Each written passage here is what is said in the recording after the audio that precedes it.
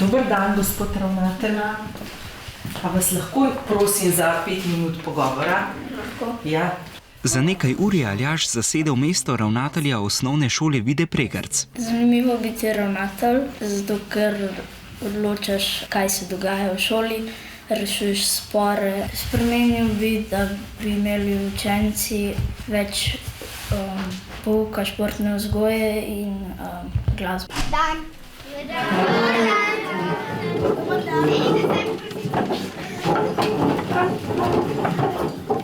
Smo vsi prisotni? Tudi v razredu so vloge zamenjane. Bralne vaje je pri slovenščini prevzela Marina.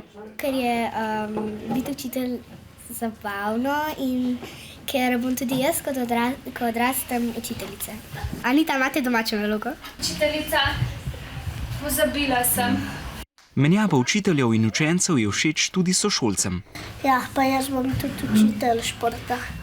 Tudi včasih dobimo različne naloge, kot nam jih učiteljica da, včasih pa istega na njih dajo učenci.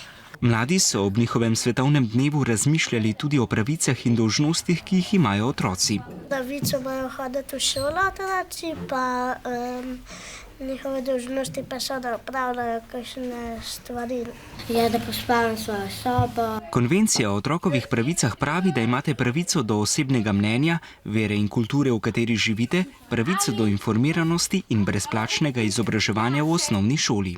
V ponedeljek so nekateri otroci poleg šol prevzeli tudi vodenje države, občin, podjetij in kulturnih ustanov. Voditelju Dnevnika pa se je pridružila Izabela. Želimo si namreč, da bi bil naš glas slišan in večkrat tudi upoštevan. Imaš kakšno pripombo?